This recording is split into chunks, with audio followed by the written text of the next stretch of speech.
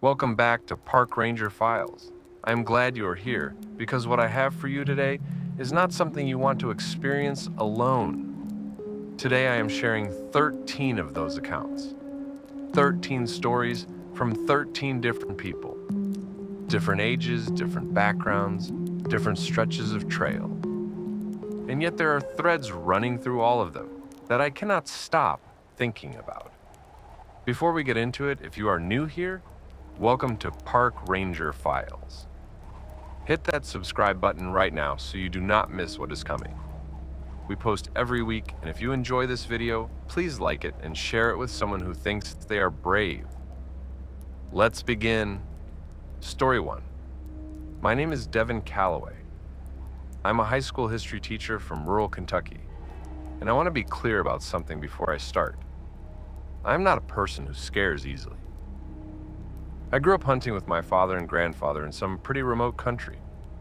I have spent nights alone in blinds during November, in weather that would make most people reconsider their choices. I am not jumpy. I am not the type to let my imagination run away from me. I say that because what I'm about to describe is something I still cannot account for, and I have spent 2 years trying. Last summer, I took 10 days to hike a section of trail cutting through the western part of North Carolina into Tennessee. I had done pieces of this stretch before, but never this particular segment, which runs through some of the more isolated terrain in the region. Low traffic, no major road access for long stretches, a few lean-to shelters spaced out, but mostly you are on your own. That is exactly what I wanted. The first 4 days were almost meditative. I got into a rhythm. Wake before light, pack, move, eat while walking, find a site, set up, sleep. My knees were cooperating. My food situation was solid. I had not checked my phone in 3 days, and I did not miss it at all. The trouble started on day 5, in a way that did not immediately feel like trouble. I had stopped to fill my water bottles at a creek crossing, crouching down on a flat rock midstream with my filter. It was maybe 2 in the afternoon, overcast, the kind of flat, gray light that makes everything look slightly washed out. As I was working the filter, I noticed something on the far bank. A pair of work gloves, the kind you buy at a hardware store, bright orange, laid out side by side on a dry rock. Palms up, fingers pointing toward the water. They were clean. No mud, no trail dust, no signs of damage. They looked like someone had just set them down. I stood up, looked both directions along the bank. Nothing. No pack leaning against a tree, no food bag, no sign of anyone camping nearby. The trail was visible maybe 40 yards upstream, and no one was on it. I crossed and kept going, filed it away as strange, and moved on. That night I made camp at a small flat area tucked below a rock face. Good shelter from wind, dry ground, decent cover. I ate, hung my food, and was in my sleeping bag by dark. I sleep like a stone on trail. Always have. But I did not sleep that night. I woke up at what I later calculated was around 2 a.m. No sound had woken me. I just opened my eyes and was completely instantly alert, in that way your body sometimes does, when something has already registered before your brain catches up. I lay still, staring at the ceiling of my tent, breathing slow. Then I heard it. Not outside the tent. Inside. A sound like someone exhaling very carefully through their nose. One slow breath, a pause, another one. I did not move. I did not reach for my knife, though it was right next to my hand. I waited and listened and counted my own heartbeats and tried to convince myself I was wrong. The sound stopped after maybe 30 seconds. I lay still for another full minute before I turned on my headlamp. The tent was empty, of course it was. The zipper was still secured from inside. There was no way for anything to have gotten in. I checked every seam, every corner under my pack. Nothing. But when I stepped outside to clear my head, I saw that the rock face above my camp had something on it that had not been there when I set up. A smear of red. Not paint, not rust. I moved my headlamp across it slowly. It was about 8 feet off the ground, shaped like nothing in particular. just a broad, irregular stain against the pale stone. I did not smell blood. The surface around it was dry. I do not know what it was. I did not sleep after that.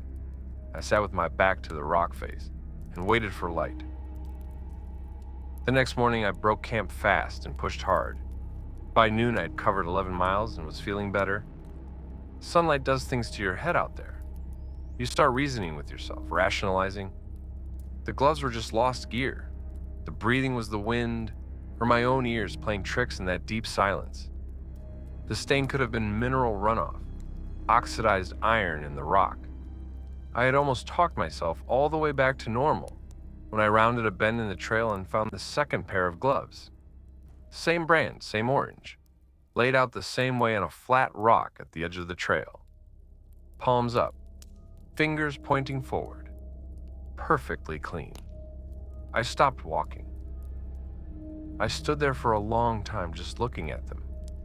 The nearest road was at least 16 miles behind me. I had not seen another person in 2 full days. I left them where they were and started walking faster. That was the last day of my hike. I did not make it to my planned endpoint. I just kept moving until I hit a gravel forest road around dusk and followed it out to a highway. A woman in a truck stopped for me and drove me to the nearest gas station without asking too many questions. I never reported it. What would I have said? I found some gloves. I heard breathing in my tent.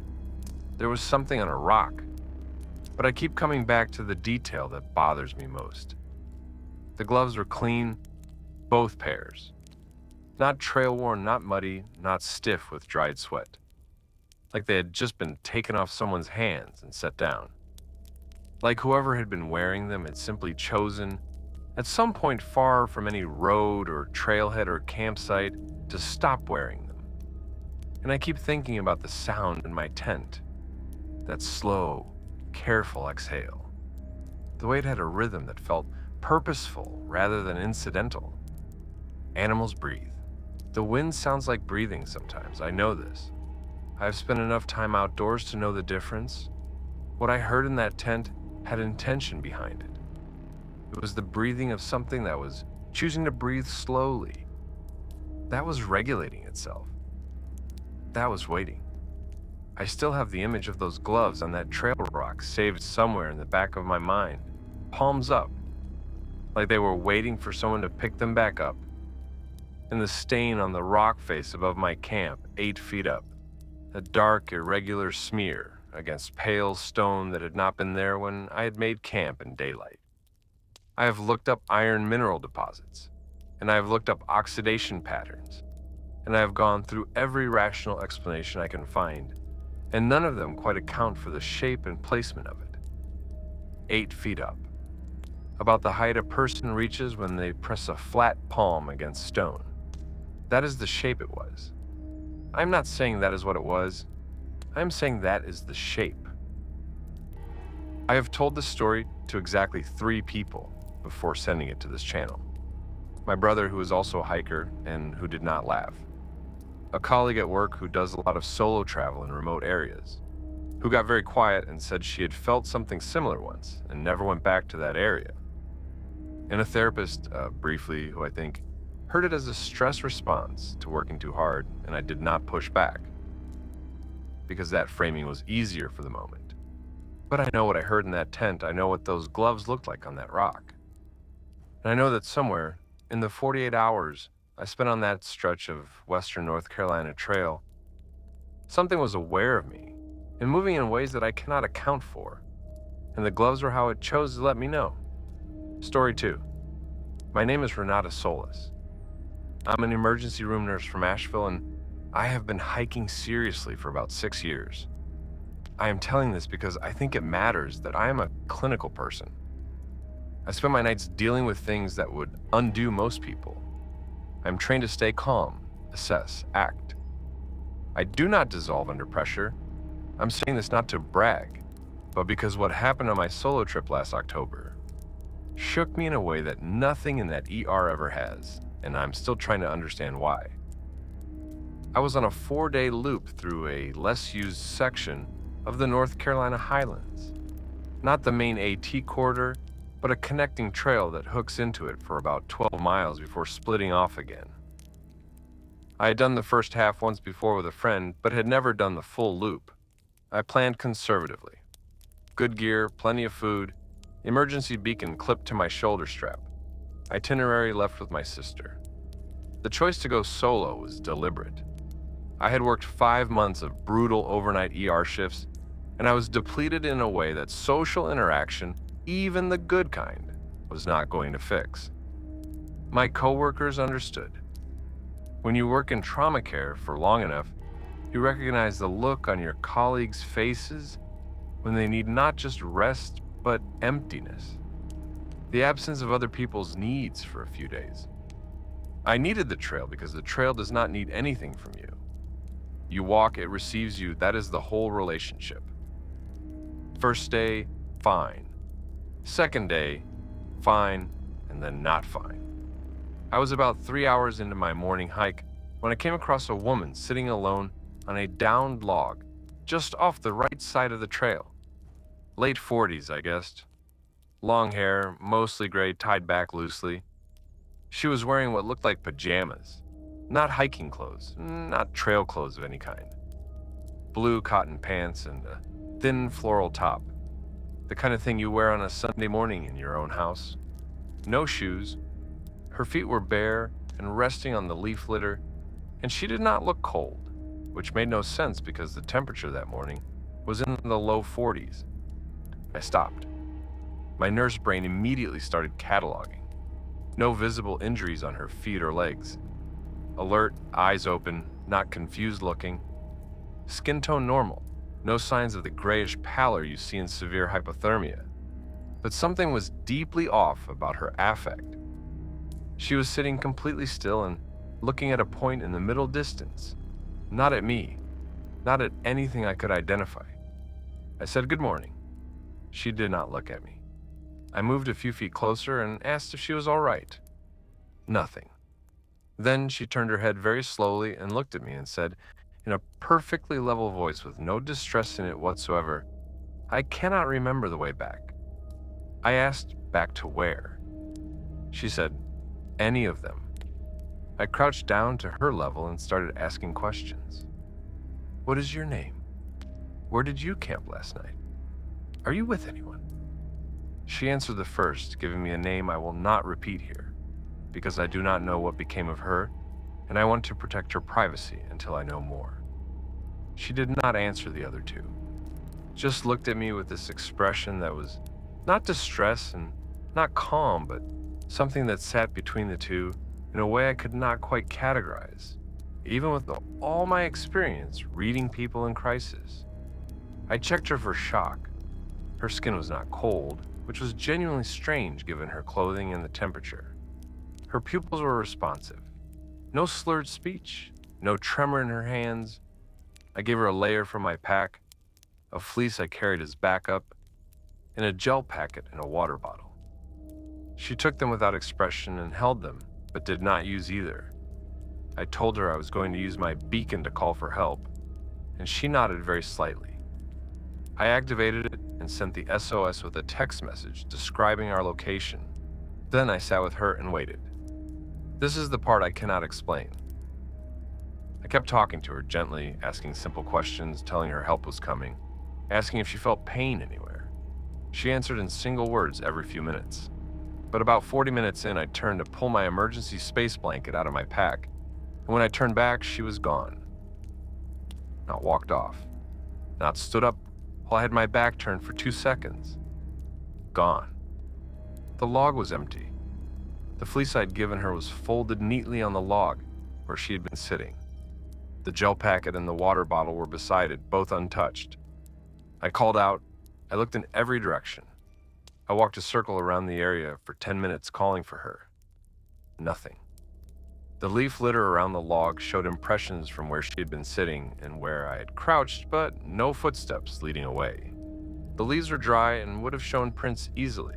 There were none. Search and rescue responded to my beacon about 2 hours later. They found me. They did not find her. They searched the surrounding area. They asked for her description. I gave it. One of the responders, a woman who had clearly been doing this a long time, wrote it all down without reacting, which felt like its own kind of answer. I finished the loop the next day with one of the SAR team members who was heading back the same direction. I did not sleep alone in the backcountry again for the rest of that year. I have thought about her probably 300 times since then.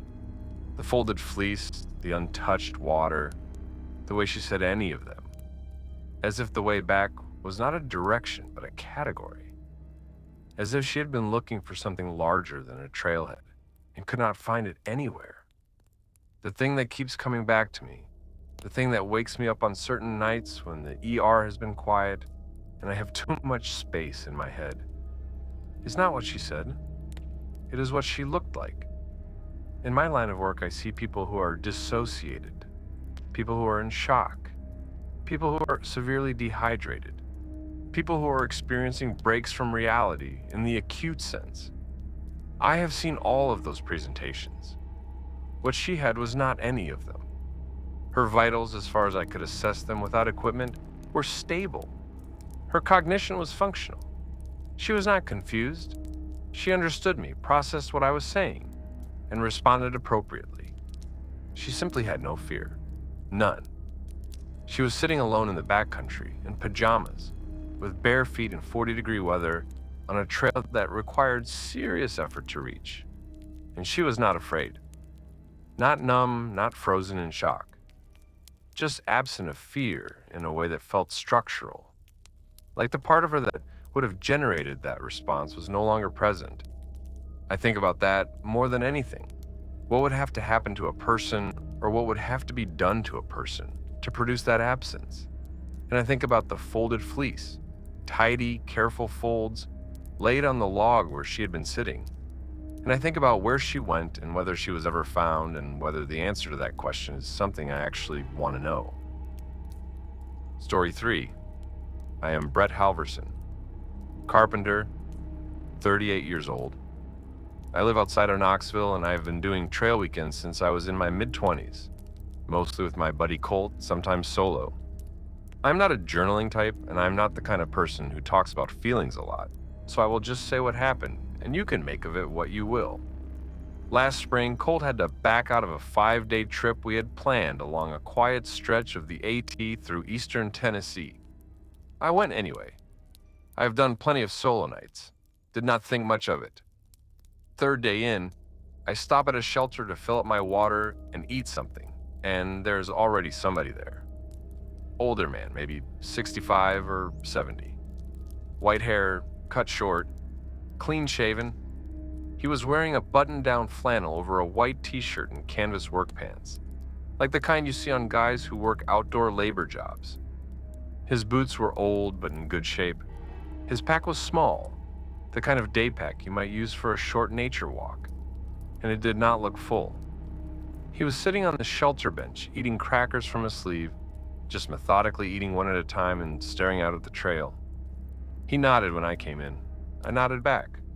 We did the usual brief exchange: where are you from, how far are you going, conditions ahead. Normal shelter conversation. What struck me first was the pack. For a 5-day stretch, there is no way you are carrying what you need in something that size. I did not say anything. People make odd gear choices. Maybe he had a resupply nearby. Maybe he was only out for one night. Then he asked me something that stuck with me. He said, "You notice anything following the trail behind you today?" I said no, nothing out of the ordinary. He nodded slowly and looked back out at the trees. I asked if he had seen something. He said, "Not exactly seen."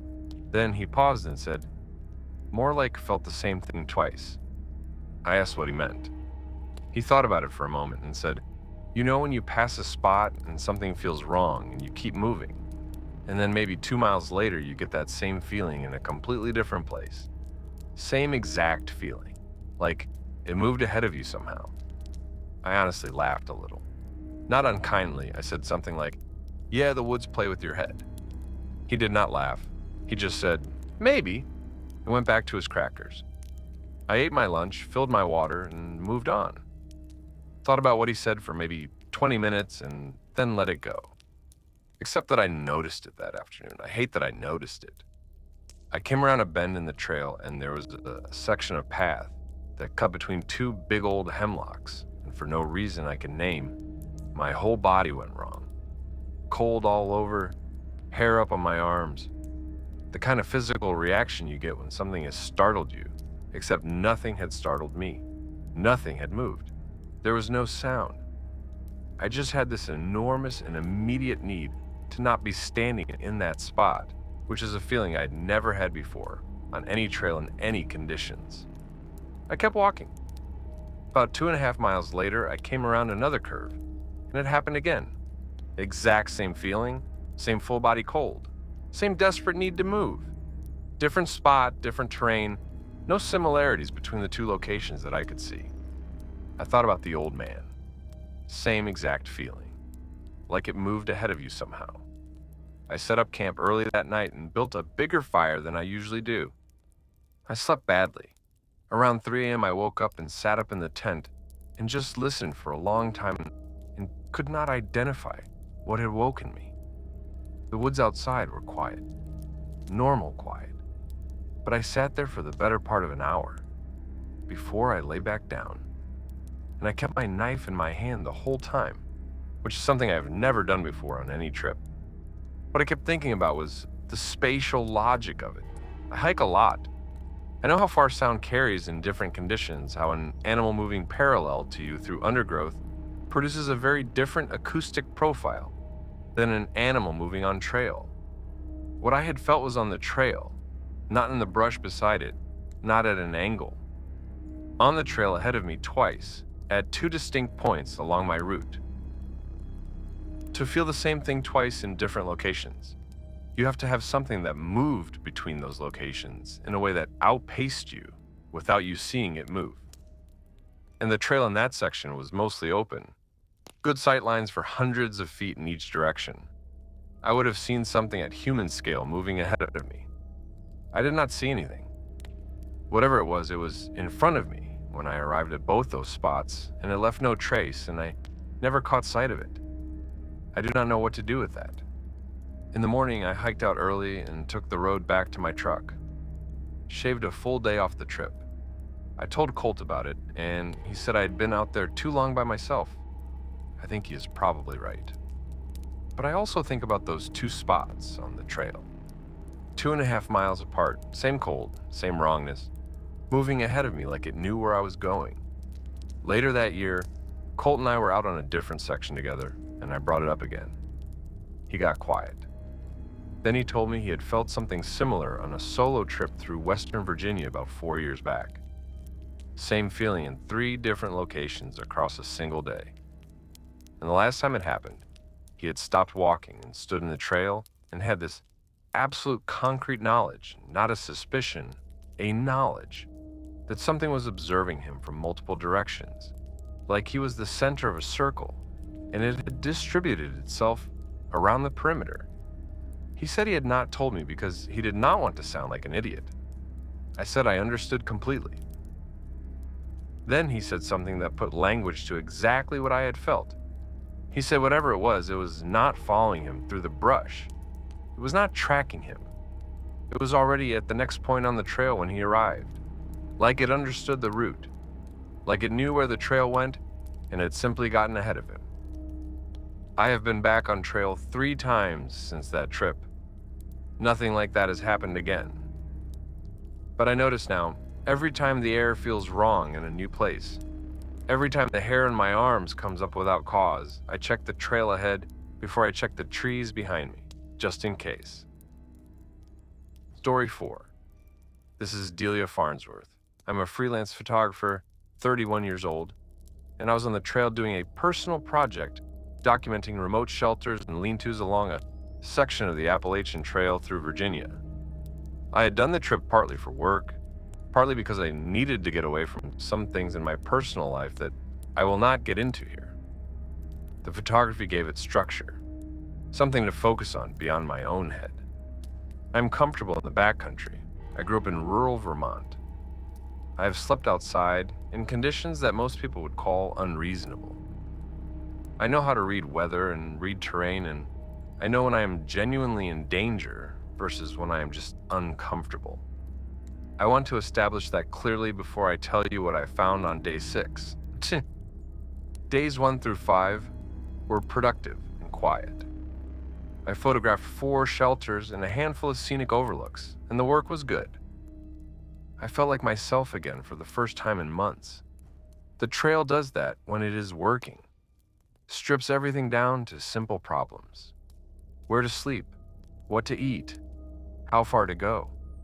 When your life on the outside has gotten too complicated and layered and full of things you cannot resolve, there is something medicinal about problems that have clear physical solutions. Day 6, I reached a shelter that was not in the official database I had been using. It was there on a satellite image I had cross-referenced, but there was no entry for it, no maintenance record, no name. Just a structure visible through the canopy and old aerial footage. That is not uncommon in this region. The trail has a long history, and not all of it is documented, particularly the older shelters built before systematic record-keeping became standard. I found it about a quarter mile off a faint side trail, the kind of path that is only visible if you are looking for it. The shelter itself was old, older than most of what I had been photographing. Log construction, low ceiling, dirt floor, a rusted metal roof that had sagged in one corner, but was mostly holding. No firing out front, which was unusual. Every shelter I had seen on this trip had a firing of some kind, stone or iron grate. This one had nothing in front of it, just bare, flat ground where the cleared area met the tree line. Inside, the walls were covered in writing. Not graffiti exactly. It was too dense for that. Every square inch of the interior walls, from the floor to as high as someone could reach, was covered in pencil and marker in what looked like nail-scratched text. Names, dates going back decades, short sentences, fragments, numbers. The usual hiker log stuff on the surface, but too much of it, compulsive almost. Like people felt an urgent need to record themselves in this place specifically. I have photographed dozens of shelters with wall writing. None of them had felt like this. Most wall writing is casual, performative, the hiker equivalent of a yearbook signature. This felt driven. I started photographing, working methodically around the walls, section by section, quarter panel by quarter panel, trying to be systematic and not get too drawn into reading individual entries. And then I found the section near the back right corner that was different. About a 3-foot square area of wall had writing that all appeared to be from one hand. Same pencil, same pressure, same irregular but consistent lettering. It was not dated, but based on the layering, it appeared to be older than most of the surrounding text. I got close with my lens. It said over and over in slightly different arrangements, the same set of phrases. Not here. Still not here. Looking again tonight? Has not come back, but I can hear it. Not here in the morning, I know it is watching. Not here when I look. Back again. Not here. The phrase not here repeated probably 40 times across that section of wall, interspersed with the others. Not here. Not here. Not here. I took my photographs and stepped back outside and stood in the clearing for a while, breathing slowly. The logical part of my brain said this was old. This was some hiker years ago who had a rough night and filled a wall with anxious writing. Not unusual. People do strange things when they are alone in the dark long enough. The other part of my brain was looking at the word tonight. I can hear it, back again. Whoever wrote this had not been passing through. They had been staying. I did not camp there. I hiked another 2 hours and made camp on a ridge with good sightlines. I sat up longer than I meant to that night, going back through my photographs on my camera screen in the dark, reading that section of wall over and over. I showed the photographs to a friend who does backcountry search and rescue when I got home. She looked at them for a long time without saying anything. Then she said, "I would want to know who wrote that." Me too. I still do. I've gone back through my images from that shelter probably 100 times. I started cataloging the handwriting in the margins of the primary section, the one that said, "Not here," over and over. There are at least 11 other shorter entries in different hands surrounding that central block of text. They are not commenting on it. They do not appear to be responses to it.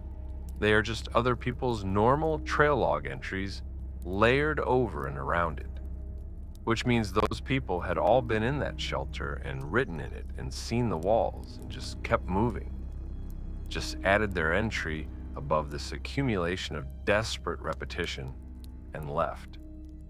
I find that almost as disturbing as the original writing. The way we normalize things we cannot explain.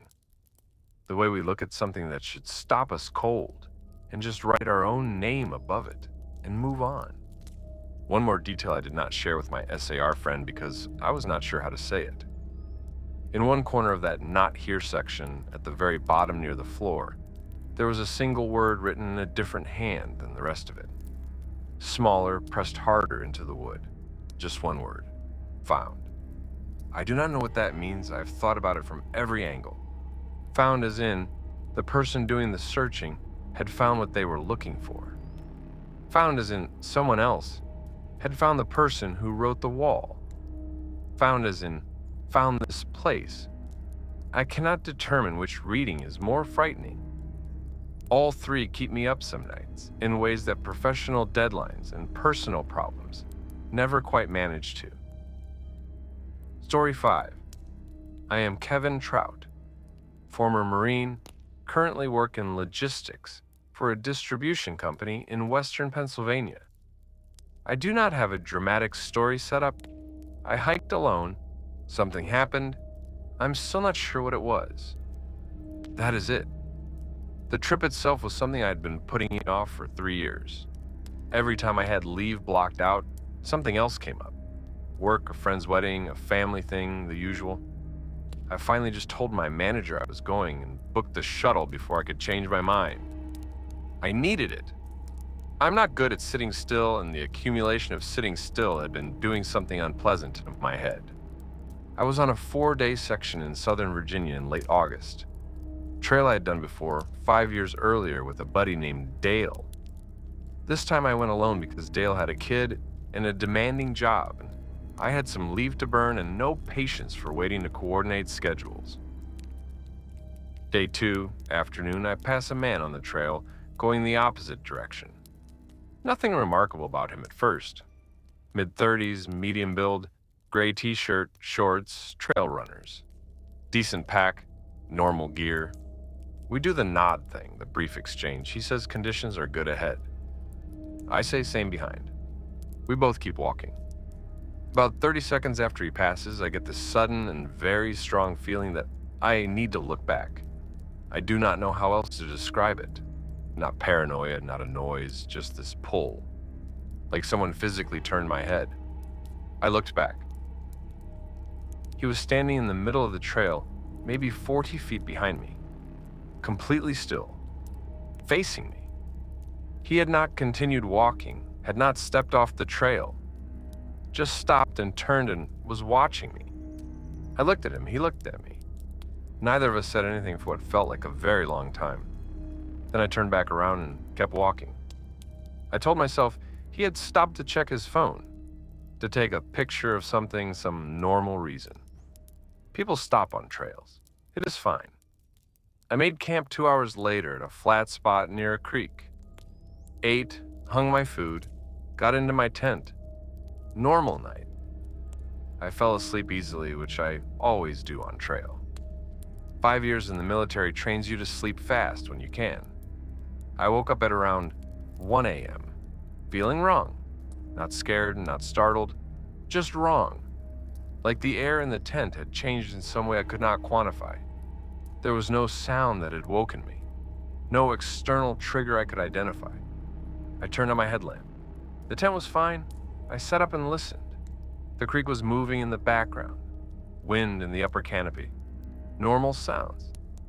Then my headlamp beam passed across the tent wall nearest me and I saw a shadow.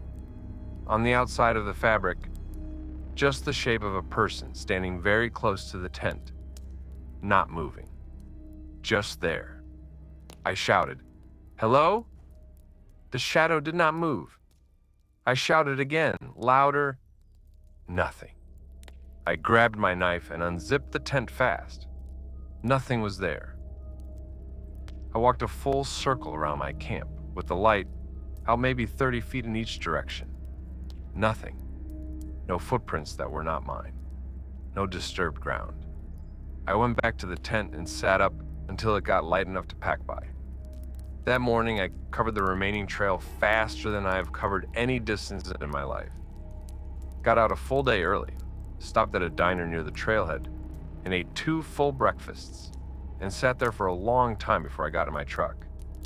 The thing I keep coming back to is the timing, the shape on the tent, the way I had woken up feeling wrong right before I saw it, like whatever was out there had been standing at that tent wall for a while before I was awake to see it. I have slept in forward operating bases in bad places in bad weather and actual danger, and I have never felt anything like that. It was the stillness of it, the patience of it. Here's the last part that I have not told many people. When I drove out the next morning and got back to cell service, I had a voicemail from a number I did not recognize. It had been left at 2:37 a.m., which was somewhere in the window when I had been sitting awake in my tent, looking at a shadow on the wall. I listened to it twice. 12 seconds of silence. Nothing on the recording. No breathing, no voice, no background noise. Just open line silence. And then the call ended. I tried calling the number back.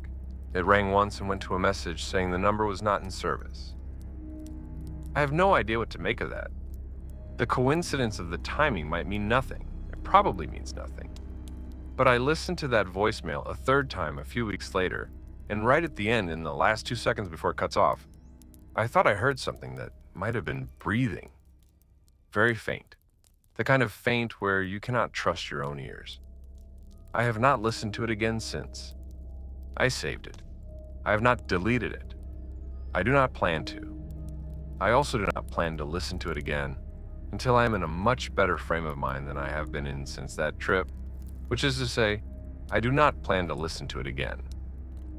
Story 6. My name is Audrey Bassett. I teach 3rd grade in Richmond, Virginia, and I am 34 years old, and I want to say up front that I am aware of how this story sounds. I'm aware that a 3rd grade teacher describing a terrifying experience in the woods sounds like the setup to a bad joke.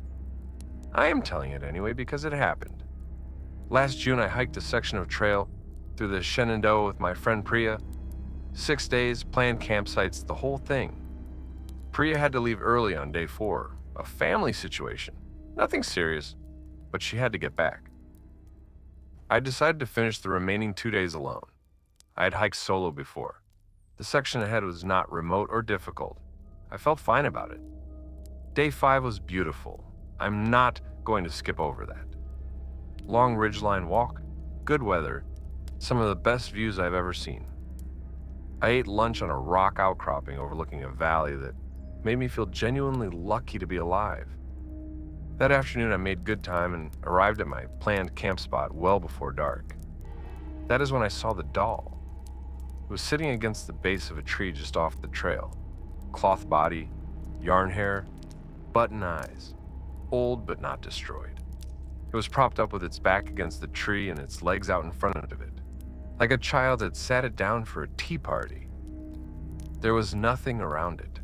No food wrappers, no gear, no signs of a camp nearby. Just the doll against the tree. I am a teacher. I have strong feelings about children and their safety. My first thought was purely practical.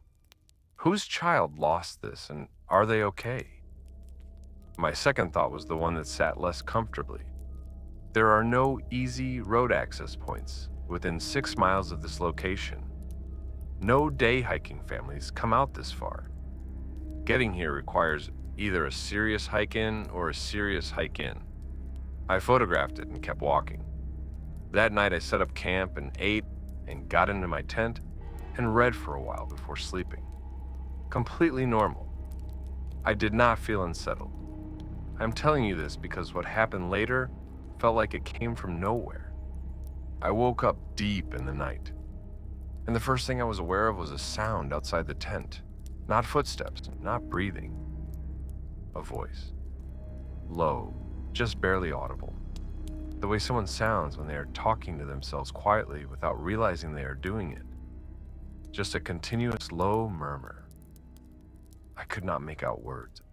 I lay completely still. The murmuring continued, steady, unhurried, coming from maybe 10 or 15 feet away. Not moving closer, not moving at all. I picked up my phone to check the time and noted it was 2:47 a.m. The murmuring stopped the moment my phone screen lit up. Instant silence. I lay in that silence for a very long time. Then slowly the forest sounds came back. Wind, a distant owl. I did not sleep again. In the morning there was nothing outside my tent except normal woods. No footprints, no disturbed ground. I packed up and hiked out fast.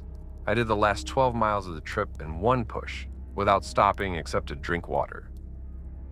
On the way out, I passed the tree where the doll had been. It was gone. No doll, no marks on the bark where it had leaned, no impression in the leaf litter, like it had never been there. I did not tell anyone about this for almost 6 months.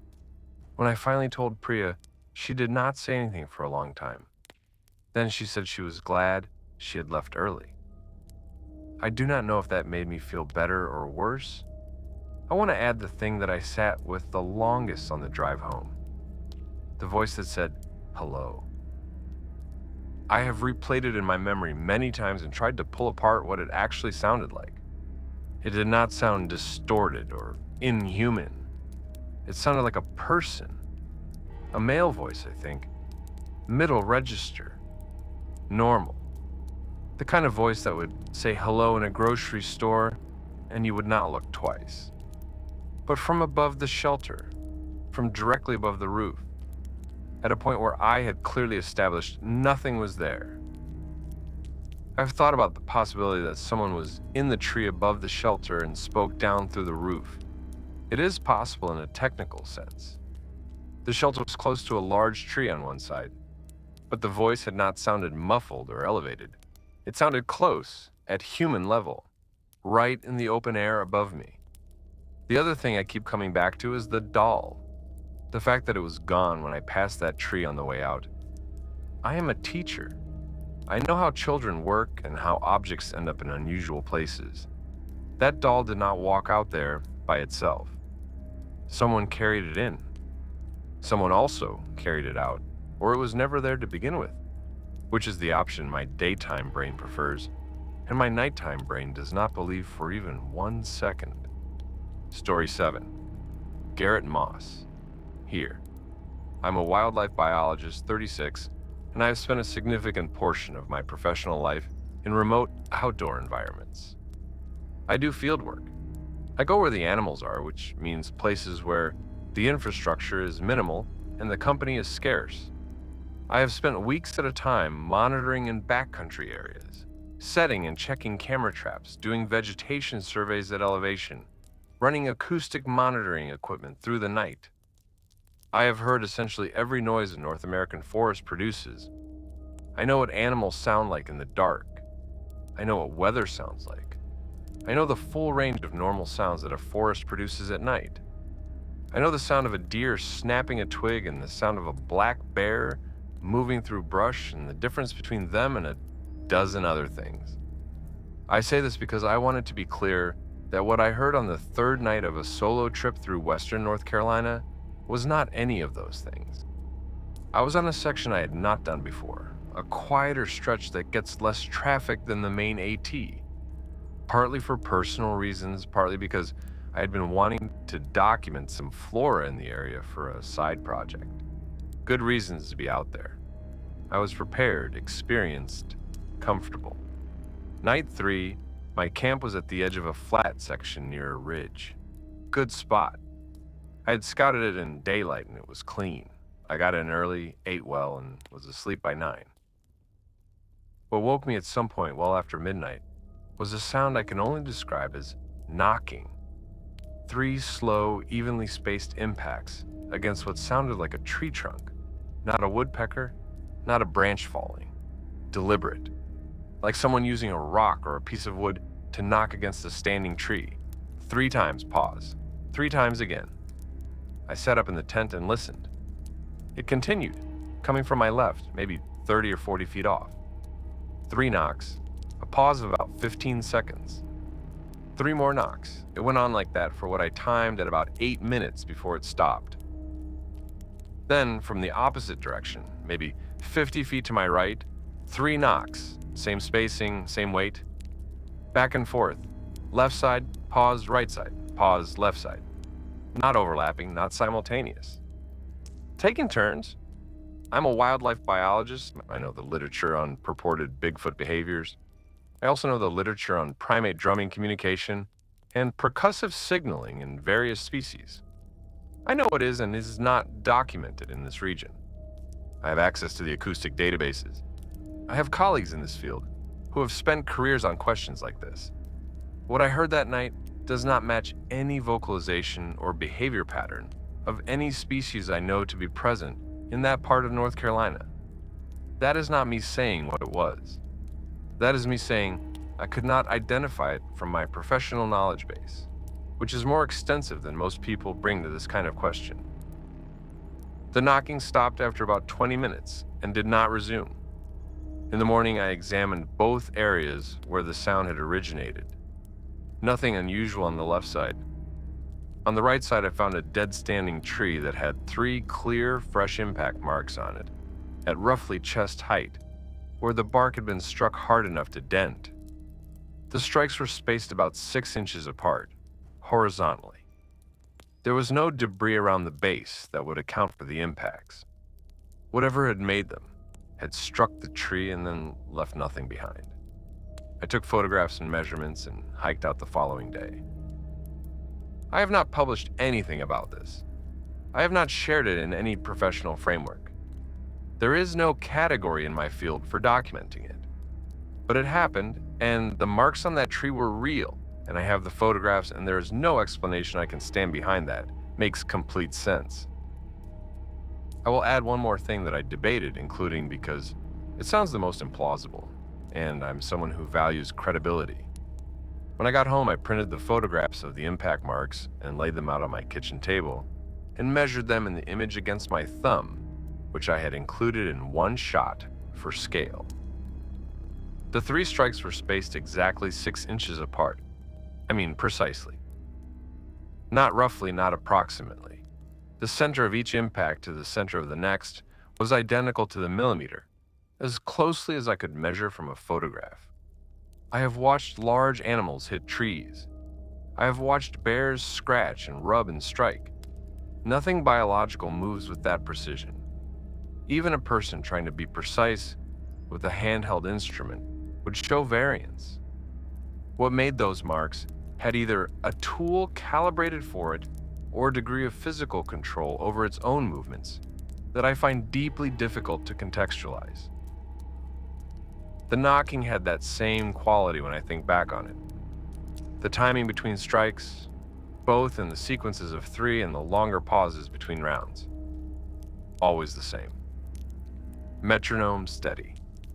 I keep this in a separate box in my head from my actual work. I have learned to do that with things that do not fit, but every so often the box opens by itself. Story 8. I am Nancy Delacroix. I am 52 years old and I manage a small chain of dry cleaning businesses in Atlanta. I am not outdoorsy in any dramatic sense. I walk, I camp occasionally. I do not consider myself a serious hiker. I tell you this because I want it understood that I was not doing anything extreme. I was not on some remote, pathless wilderness route. I was on a well-documented trail with a clear map and reasonable conditions, and something still happened that I have not been able to explain. I was doing a 2-night trip with my daughter Simone, who was 26 and much more experienced than me. This was her idea, and I had agreed to it, partly because she had been asking for months, and partly because I had just turned 52 and was determined to do something that felt like more than a routine.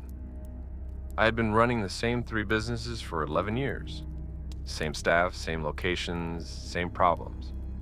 The kind of life where you look up one day and realize you cannot remember the last time you did anything that surprised you. So when Simone said, "Let us go hike for 2 nights," I said yes before she had finished the sentence. We planned a modest loop, nothing too strenuous. Campsites that were established and on the map. Simone is sharp and calm and not dramatic. I want you to know that too, because when I tell you what she saw, I want you to understand that it was not the report of a nervous person. She works in emergency management. She coordinates disaster response logistics for a regional agency. She is not a person given to alarm. First night was completely fine. We camped at a designated site with 2 other groups nearby. Campfire, good food, talked until late.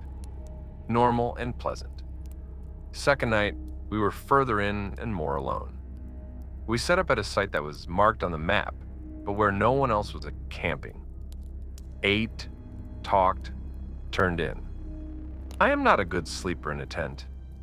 I never have been. I lay awake for a long time after Simone went out, just listening to the usual noises, telling myself to relax. Eventually, I drifted. I was not fully asleep when Simone whispered my name. Her voice was very controlled, the way it gets when she is working to keep it that way. She said, "Mom, don't move, just listen." I listened. At first I heard nothing unusual. Then I heard it. A sound like humming. A low, tuneless, unhurried sound from outside the tent. Not close, but not far. The sound someone makes when they are doing a task that occupies their hands but not their brain. Like doing dishes or folding laundry. Just absent-mindedly humming. In the woods at 3 a.m., Simone and I lay completely still. The humming continued for maybe 3 minutes, moving slowly, as if the person were walking in a very slow loop around the area. It never came very close. It never felt threatening in an aggressive way. It was just deeply, profoundly wrong in the way that anything that should not be there is wrong when you encounter it in the dark. Then it stopped. We did not sleep after that. We lay with our headlamps ready and our bear spray accessible and did not speak until the light changed. In the morning, we packed up immediately. We were back at the trailhead by early afternoon. Simone did not say much in the car. About halfway home, she said, "I want to be clear.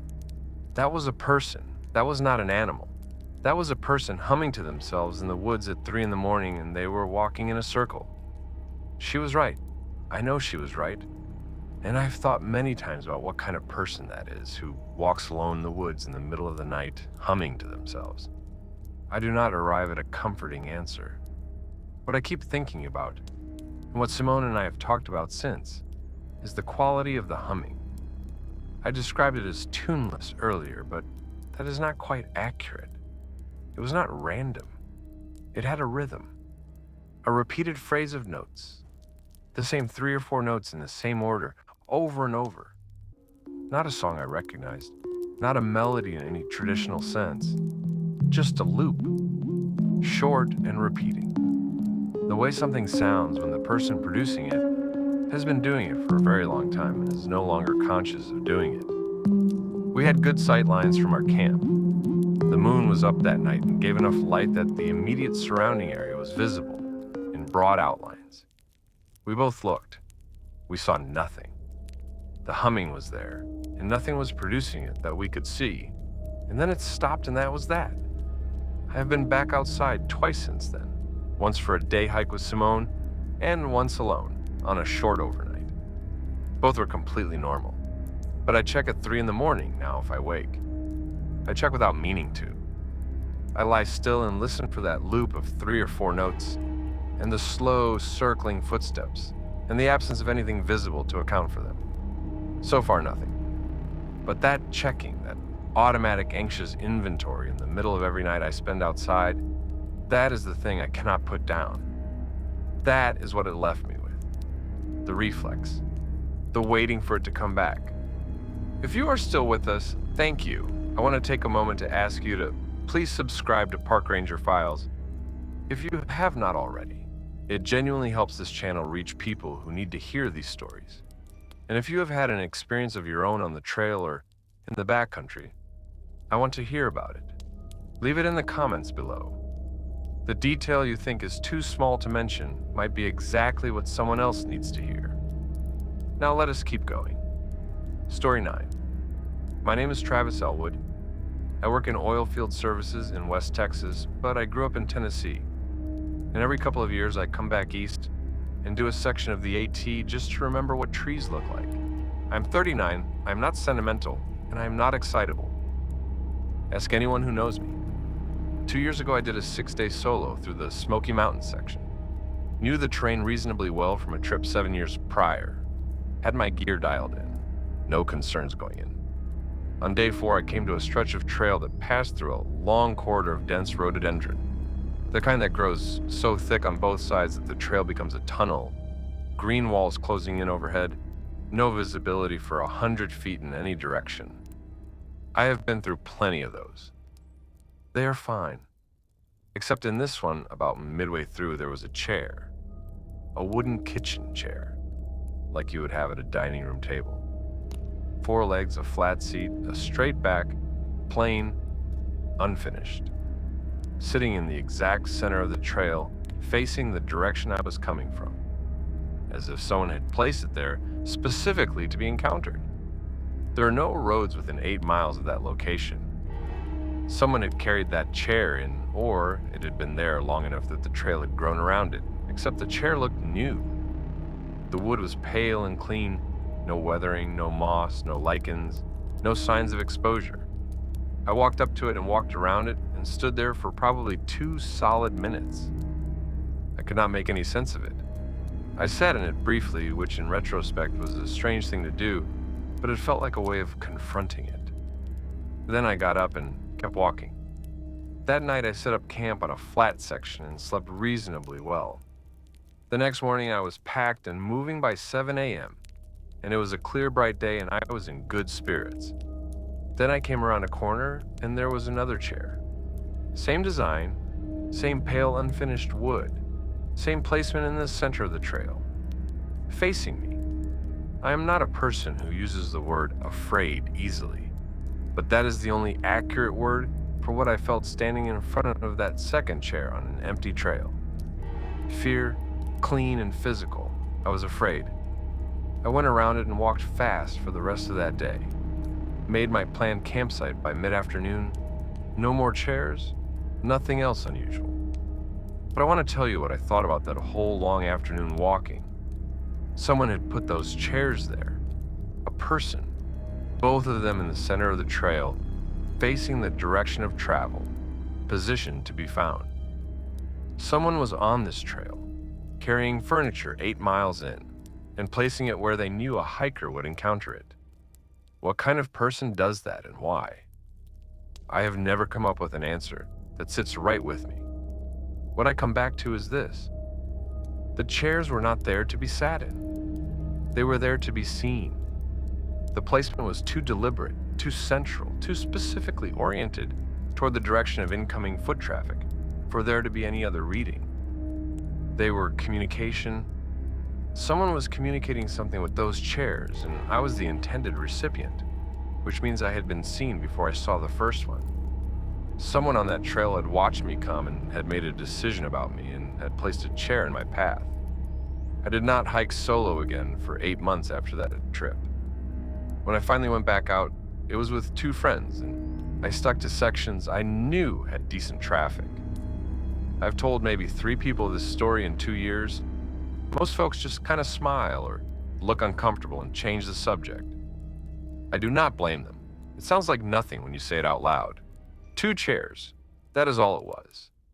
2 clean wooden chairs in the middle of a backcountry trail 8 miles from the nearest road. That is all. I cannot tell you why that still keeps me up. Story 10. I am Lynette Okafor. I'm a graduate student in environmental law, 27, and I was doing a solo section hike as part of a broader research project on wilderness designation and trail use patterns in the Mid-Atlantic region. My specific focus was on how trail shelter infrastructure affects use patterns and whether shelter placement correlates with certain kinds of human behavior in remote areas. It is more interesting than it sounds, I promise, and it required me to be in the field in person rather than working from existing data. I had permits, I had contact protocols in place, I had checked in with the faculty advisor before going in. I was not taking this casually. I have been doing fieldwork of various kinds since my undergraduate program, and I approach backcountry trips the same way I approach any research environment, systematically, with documentation, with contingency plans. I am organized. I am thorough. I do not cut corners on safety. The incident happened on my third night out in a shelter I had reached just before dark. It was a standard wooden structure, 3 walls, roof, open front facing a cleared area with a fire ring. The trail register was in a box mounted on the inside wall. I was the only person there. I documented the shelter externally and internally with photographs before settling in for the night, which is part of my standard protocol for this project. When I look at those photographs now, there is nothing in any of them that indicates anything unusual was present. The shelter was empty, clean as these things go. Normal. I ate, got organized, filled out the trail register. Routine. I was settled into my sleeping bag reading when I heard footsteps approaching from the trail. I sat up expecting another hiker coming in late. The footsteps stopped just outside the shelter. The open front was maybe 10 feet from where I was lying. I could see the cleared area and the fire ring and the first few feet of trail. In the fading light, I could see there was no one there. But the footsteps had stopped as if someone had stopped right at the edge of the opening. I heard nothing. No breathing, no rustling, no movement. I said hello. A voice said hello back. Not from inside the shelter opening, from above it. From somewhere on or above the roof. I do not mean high up. I mean directly overhead, as if someone were lying on the roof of the shelter just above where I was. I got out of my sleeping bag very fast. I grabbed my headlamp and stepped outside and looked up at the roof. There was a thick layer of moss and a few dead sticks from debris that had accumulated over the years. Nothing on it. No impression, no disturbed moss, no marks. I circled the shelter twice. Nothing. I called out a few times, nothing. I went back inside and did not sleep. I sat with my back against the far wall until dawn, watching the open front of the shelter.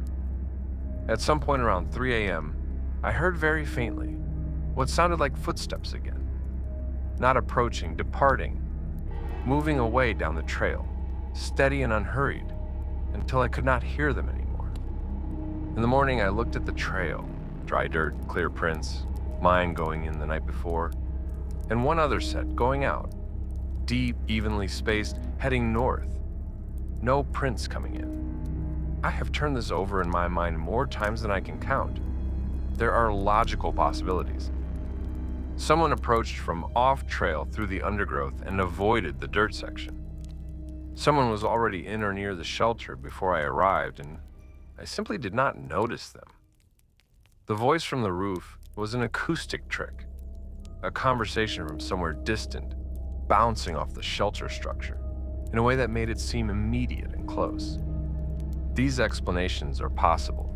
I'm aware of that. I'm a law student, and I am trained to construct and argue positions, and I can construct a reasonable argument for any of those. But the footsteps departing, those I heard clearly, those I timed. I counted paces from inside the shelter until I could no longer hear them over the ambient sound of the wind. Whoever or whatever made them walked away north on that trail for a significant distance and did not leave prints coming in. I filed my research notes from that section normally when I got back to campus. I wrote up the shelter, the trail, the register data. I did not include what happened that night in my academic work. There is no methodology for it. but I did write it up for myself in a separate document, everything I could remember in the exact sequence it happened. I wanted a record because I knew that memory softens things over time and builds rational scaffolding around the holes. And I did not want that to happen before I had fully acknowledged what the experience actually was. What it actually was documented as accurately as I can manage is this. Something came to that shelter. It spoke to me from a position that was physically impossible given what I observed. And it left tracks going out that it had not left coming in. That is the honest record of what happened. I do not have a framework that explains it, and I have stopped trying to build one. Story 11. My name is Samuel Rhodes. I am a 45-year-old high school football coach from a small town in Georgia, and I have been hiking sections of the trail for almost 20 years. I started going out in my mid-20s when my first serious relationship ended, and I needed something to do with my body and my head that was not sitting in an apartment. I found that the trail handled both problems. Since then, it has just become part of how I operate. Every fall, I get out for a few days, sometimes more. My wife understands it. My players joke about it. I pack my own food, I carry my own weight. I do not require much. I have seen black bears up close. I have slept through thunderstorms that took down trees 30 feet from my tent. I have navigated when my GPS died and my map was soaked.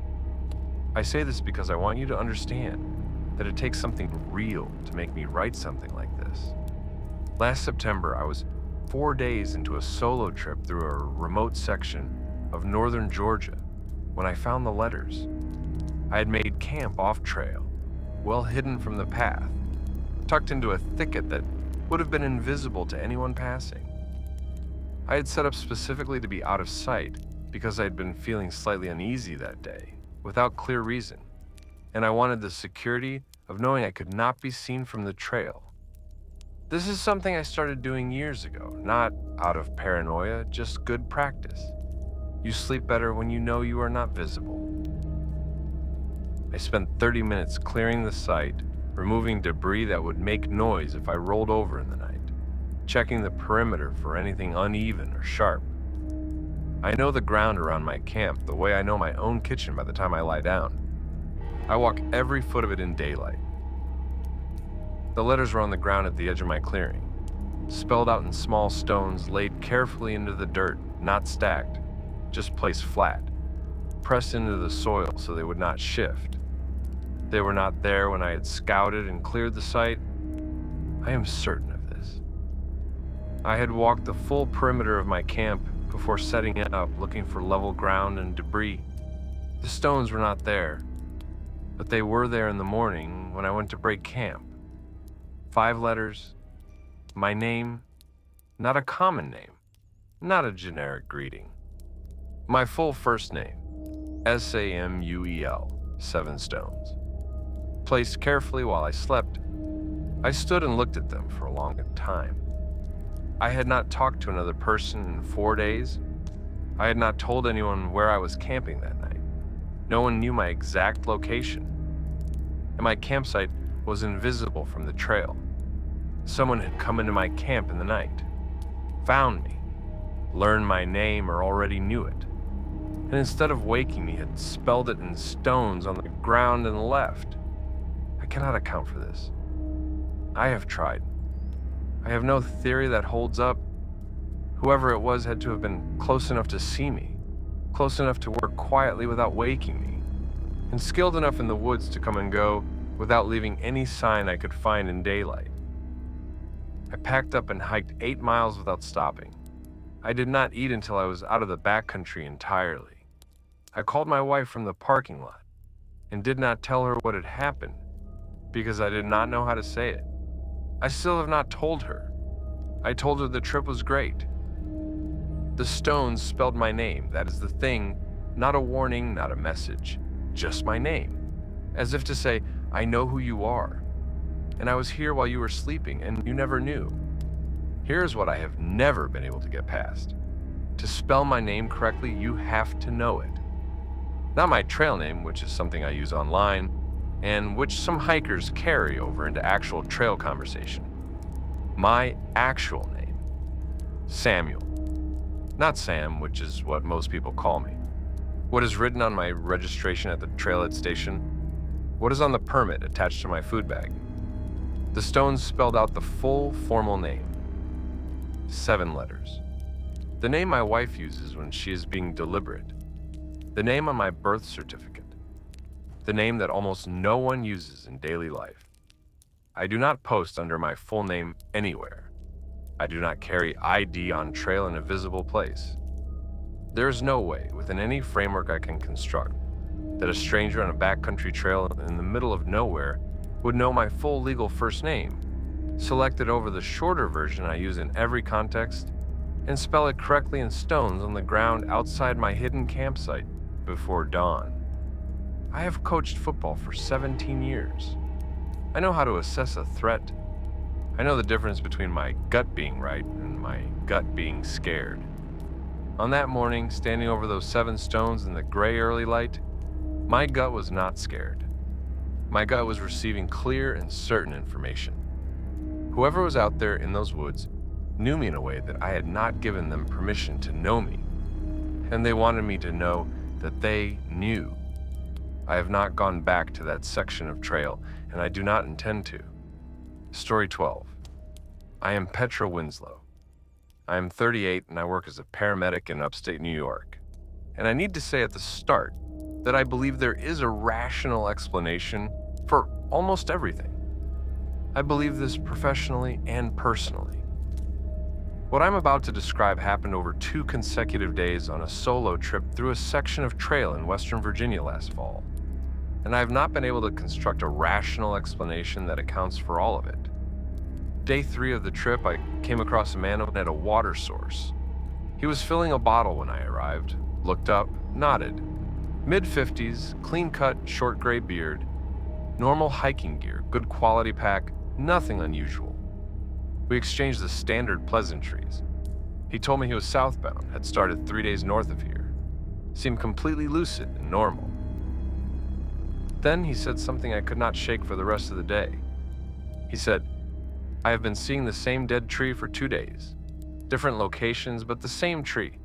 Same exact split trunk, same lean angle, same broken upper limb. I marked the first one. 3 hours later, I saw the exact same tree again, 8 miles south. I went back to check the first one. It was gone. I asked him what he meant. Gone. He said the tree he had marked with the piece of orange flagging he carried was simply not there. The flagging was on the ground with nothing above it. Just a clean, flat stump that looked like it had been cut years ago. And then I told him the same thing I would tell a patient describing something confusing. He was probably more tired than he realized. Trees look similar, it happens. He nodded. He said, yeah, probably. But his face said he did not believe it. We went our separate ways. The following afternoon, heading into my day 4 camp, I passed a tree. Large oak, split trunk, one side leaning noticeably right, a significant upper limb broken off cleanly about 15 feet up. I noticed it because it was unusual and because the man's story was still in my head. I kept walking, made camp, ate, got into my tent. In the morning, I broke camp and headed out, and within an hour, I passed a tree. Large oak, split trunk, one side leaning noticeably right, upper limb broken off about 15 feet up. I stopped walking.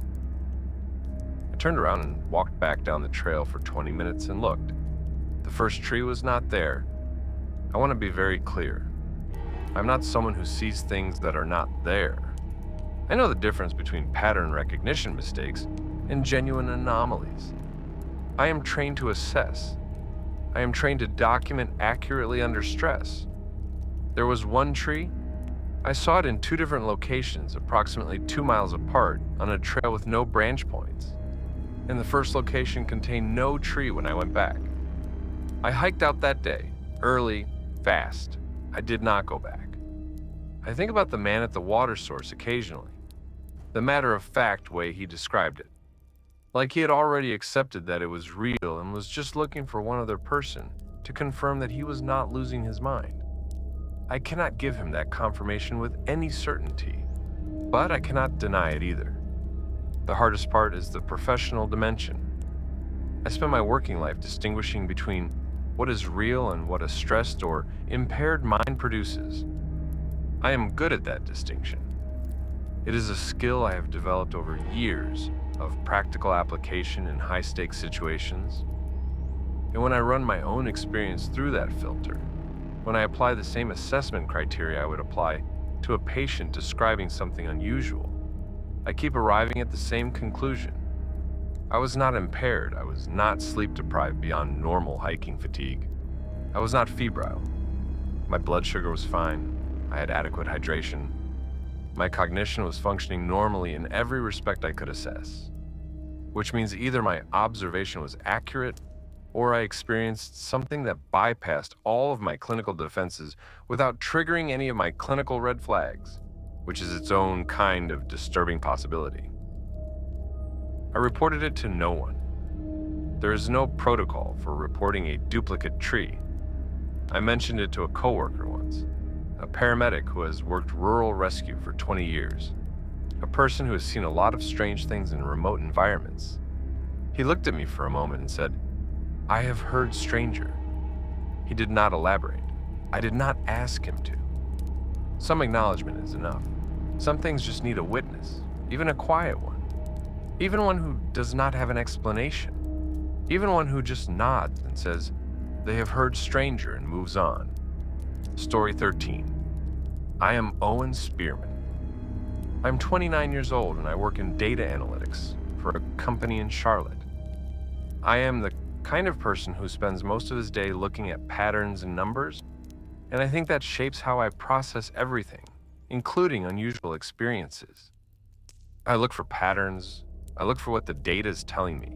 I want to find the underlying structure. I hike by myself when I can because I have the anxiety that the outdoors helps with more than anything else I have tried, including medication. My therapist actually recommended it, which sounds like a cliche until you spend a few days where the only problems you have are practical physical ones, and your brain finally gets a chance to stop running its background processes. I say this not because it is relevant to whether what I'm about to tell you is real, but because I want you to understand that I know the difference between my anxiety brain and my accurate brain. I have years of practice distinguishing them. What happened to me last October on a 5-day solo trip through a remote section of trail in eastern Tennessee was not my anxiety brain. I know because my anxiety brain makes everything feel threatening. What I experienced that night did not feel threatening in the way anxiety manufactures threat. It felt like information.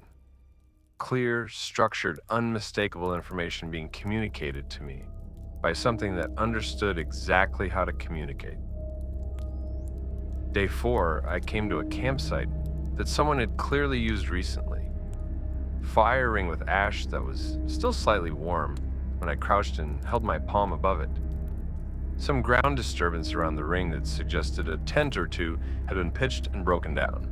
I did not think much of this. Popular campsites on popular trails see use every day. But then I started noticing the trees. Around the perimeter of the campsite, at what I can only describe as the boundary of where the cleared area met the forest, every tree had a mark on it. Not blazes, not graffiti. Marks at eye level, horizontal, maybe 4 inches long, cut into the bark. Each one on the inward-facing side of the tree, the side facing into the campsite. Like someone had stood in the camp and marked the edges, defined a perimeter. I counted 14 marked trees, 14 trees forming a rough circle around the campsite. I set up camp. I'm embarrassed now, but at the time I told myself it was some kind of survey marking. Some trail work thing. I ate. I got in my tent. I slept initially without trouble. I woke up at an indeterminate hour in total silence. Not the comfortable silence of deep night in the woods. The silence you sometimes get right before a storm, when every animal has already gone quiet and the air has a pressure to it. I have felt it before. That kind specifically. except there was no storm. I lay still and realized after a moment that there was a sound, just barely, on the very edge of what I could hear. Low, rhythmic, coming from outside the camp perimeter, not from one direction, from multiple directions, from around the outside of the circle. It was breathing, slow and coordinated. Not the same rhythm, but different rhythms overlapping. Multiple sources, steady, patient. I turned on my headlamp, unzipped the tent, stood up with the light pointing outward. At the edge of the tree line between the marked trees, I saw eyes, not one pair, multiple pairs, reflecting the light back, too high off the ground to be small animals, roughly at the height of a standing person. I yelled. The eyes did not move. I yelled again, louder. Nothing changed. I stood there for what felt like a very long time looking at those reflections in the darkness outside the marked circle of trees. Then the light from my headlamp flickered once, came back, flickered again, and went out. Fresh batteries. I had put in fresh batteries that morning. I stood in the absolute dark and did not move and tried to breathe and tried to think. When the light came back on, 30 seconds later or 3 minutes later, I honestly cannot tell you, the tree line was empty. No eyes, no sound. I did not sleep again. I sat in the center of that marked ring of trees until it was light enough to pack by feel. Then I walked out without stopping for 14 hours straight. I reached a small town, got a meal, got a motel room, and sat on the bed with every light on. I have no explanation for the marked trees. I have no explanation for the coordinated breathing from multiple directions or for the eyes in the tree line. I know what I saw. I know what I heard. I know what happened in my headlamp.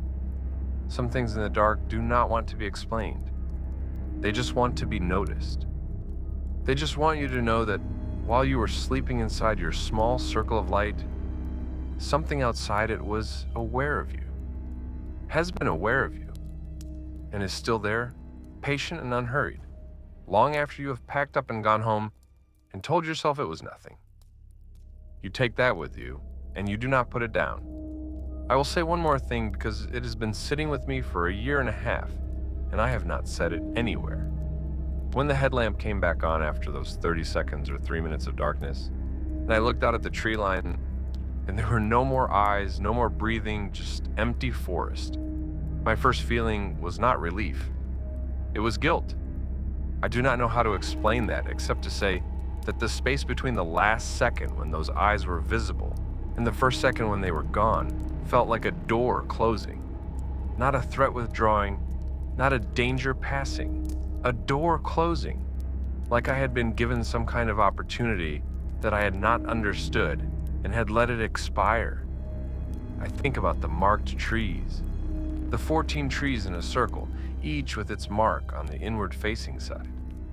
Someone or something had defined that space, had drawn a boundary around it, and I had come and set up inside that boundary without knowing what it meant. And something had come to look at me through the trees from outside it. Whether the boundary was meant to keep something in or keep something out, I cannot determine. Whether I was inside the circle for my protection or theirs, I cannot say. What I know is that when the eyes were gone and the breathing stopped and the dark was just dark again, I felt something I had not expected to feel. I felt like I had missed something, like I had been at the edge of an understanding and had backed away from it, and whatever had been outside that ring of marked trees had gone somewhere, maybe patient, maybe disappointed, and I was back in the ordinary world with my dead headlamp and my shaking hands, and no explanation and no way back to the edge of that moment. I have not been camping since. I'm not sure if I will go back or not. Part of me wants to find that campsite again. Part of me knows that is a very bad idea. Most days the second part wins. If this video got under your skin, please subscribe to Park Ranger Files right now. That is the single biggest thing you can do to support this channel and make sure these stories keep getting told. Hit the like button, share this with someone who spends time on the trail, and most importantly, leave a comment. Tell me which story stayed with you. Tell me what you think was out there. Tell me your own story if you have one. The comments section on this channel is one of the best places on the internet, and it is entirely because of the people watching. Every comment, every share, every subscriber is what keeps this channel alive and keeps these accounts from disappearing into the noise. I will see you in the next one. Stay on the marked trail. And if you hear something you cannot explain, do not answer it.